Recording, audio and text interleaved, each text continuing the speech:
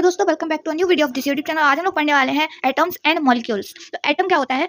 Atom को कहते हैं हिंदी में परमाणु, और मॉलिक्यूल जो होता है उसको कहते हैं अणु। ठीक है, तो एटम जो होता है वो होता है a smallest unit of substance, एक सब्सटेंस की स्मॉलेस्ट यूनिट, और मॉलिक्यूल जो होता है वो सब्सटेंस का एक स्मॉलेस्ट पार्टिकल होता है।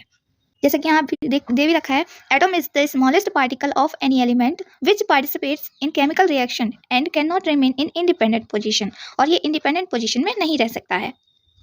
तो इसके बाद में आता है लॉस ऑफ केमिकल कॉम्बिनेशन, यानी कि केमिकल कॉम्बिनेशन जब होता है, यानी कि रिएक्शंस कराई जाती हैं, इसके लिए जो रूल्स हैं वो कुछ इस तरह से हैं। पहला रूल होता है law of conservation of mass. अगर दो प्रोडक्ट जो जिनकी रिएक्शन हो रही है उनका जितना पहले मास होगा उतना ही बाद में प्रोडक्ट के फॉर्मेशन के बाद होगा। ठीक, in any chemical reaction mass is neither created not destroyed, यानी कि ना ही द्रव्यमान बनता है और ना ही उसको नष्ट किया जा सकता है। The mass of reactant is equals to the mass of product, यानी कि जो रिएक्टेंट होंगे उनके मास के इक्वल ही प्रोडक्ट का मास होगा। नेक्स्ट है law of constant proportion. Constant proportion यानी कि स्थिर अनुपात होता है। कांस्टेंट यानी कि स्थिर और प्रोपोर्शन यानी कि अनुपात। तो element in any compound are always mixed in a definite ratio of masses, मतलब कि जितने भी एलिमेंट कंपाउंड बनाने के लिए मिक्स किए जाते हैं उनका एक डेफिनेट रेशियो होता है, तभी वो चीज़ बनती है। अगर हमको वाटर बनाना है तो हाइड्रोजन के 2 मॉलिक्यूल्स लेने पड़ेंगे और ऑक्सीजन का 1 मॉलिक्यूल लेना पड़ेगा, तो उसका 2:1 रेशियो हो गया। तो इसी तरह से एक कांस्टेंट प्रोपोर्शन होता है हर एलिमेंट के लिए। Symbols of atoms of elements, यानी कि एलिमेंट्स के जो एटम्स होते हैं, ठीक है, एलिमेंट बड़ा होता है एटम छोटा होता है, एलिमेंट्स के एटम्स के सिंबल्स होते हैं उनको शॉर्ट नेम भी कहते हैं एलिमेंट का। ठीक, तो और इनको रिप्रेजेंट करते हैं इस तरह से, जैसे कि हाइड्रोजन को H से लिख लिया जाता है, हीलियम को He से लिख लिया जाता है, इस तरह से। इसके बाद है रिलेटिव एटॉमिक मास। तो इसको हम लोग डिफाइन करते हैं by the average mass of its atoms, और carbon 12 isotopes ratio of 1/12 to 1 atom. ठीक, तो atomic unit mass is equal to 1/12 of the atomic mass of carbon 12 isotope. Carbon 12 isotope का 1/12 जो होता है एटॉमिक मास, वो उसके एटॉमिक यूनिट मास के इक्वल होता है। This is represented by u, यानी कि यूनिफाइड मास।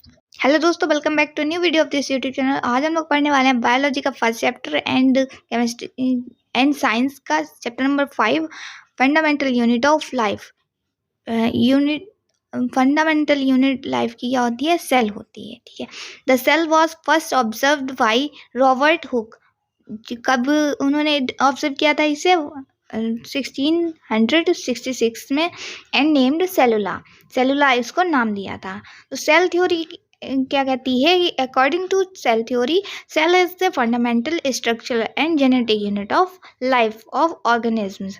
जो ऑर्गेनिजम्स होते हैं, यानी कि हम लोग होते हैं जीवधारी, उनकी जेनेटिक और स्ट्रक्चरल और फंडामेंटल यूनिट क्या होती है? सेल होती है लाइफ की।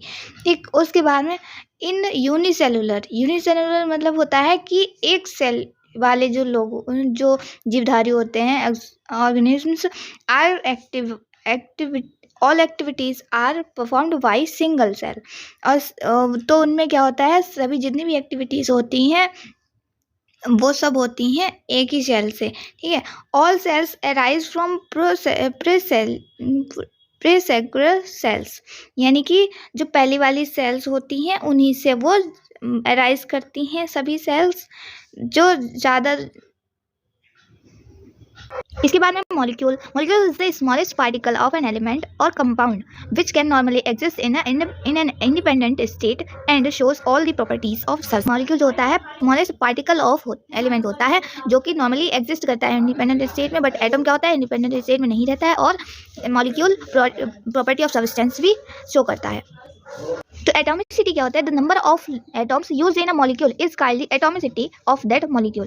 तो आयंस होते हैं बे कंपाउंड जो कि कंटेन करते हैं मेटल्स और नॉन मेटल्स को, और ये बने किसके होते हैं? चार्ज पार्टिकल्स के, और इनको इसीलिए आयन कहते हैं। दे है पॉजिटिव एंड नेगेटिव चार्ज। जब उस पर चार्ज पार्टिकल होंगे, यानी कि या फिर निगेटिवली चार्ज होंगे या पॉजिटिवली चार्ज होंगे, ठीक है, तो उन पर पॉजिटिव या नेगेटिव चार्ज प्रेजेंट होगा।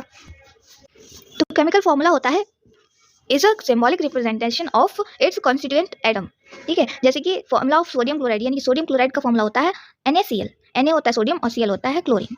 जब ये दोनों मिल जाते हैं तो NaCl बन जाता है। तो वैलेंसी होती है the combining power of an element is called its valency, यानी कि कंबाइन करने की जितनी पावर होती है एक एलिमेंट की, वही उसकी वैलेंसी होती है। अब आता है मॉलिक्यूलर मास। तो molecular mass of substance is equal to, ये इक्वल होता है sum of the atomic mass of all atoms present in one molecule of the substance. किसी सब्सटेंस के एक मॉलिक्यूल में जितने एटम्स प्रेजेंट होते हैं वो उसका मॉलिक्यूलर मास होता है। और फॉर्मूला मास क्या होता है? The formula mass of a substance is the sum of all the atomic masses. Atomic masses का सम होता है, इसके एटम में, एक एटम में जितने एटॉमिक मासेस का सम होगा वो हो जाएगा।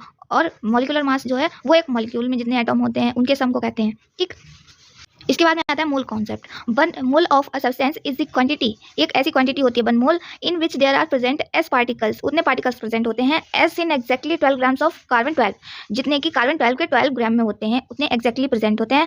The number of particles in one mole of a substance is Na is equal to 6.022 into 10⁻23, यानी कि जो नंबर होते हैं वन मोल में एक सब्सटेंस के वो होते हैं Na से क्यों डिनोट करते हैं? क्योंकि इसको एवोगाड्रो नंबर कहते हैं। ठीक है, और यहाँ पर लिखा भी गया this is called Avogadro number. इसके बाद है molar mass. The mass of one mole of a substance, एक सब्सटेंस के वन मोल का मास जो अगर हम उसको ग्राम्स में कन्वर्ट करके एक्सप्रेस करें तो तब इसको हम लोग मोलर मास कहते हैं। इसके बाद में है molecular formula. The formula in which a certain number of atoms of different elements present in a compound is called the molecular formula of that compound. मतलब एज इन ए कंपाउंड, एक compound में present element, differ elements की जो certain number of atom होता है उसको ही molecular formula कहते हैं। तो यहाँ पर सीखने वाली बात यह है कि केमिकल फॉर्मूले होते हैं 3 टाइप्स के, जिनमें से एक मॉलिक्यूलर फॉर्मूला भी होता है।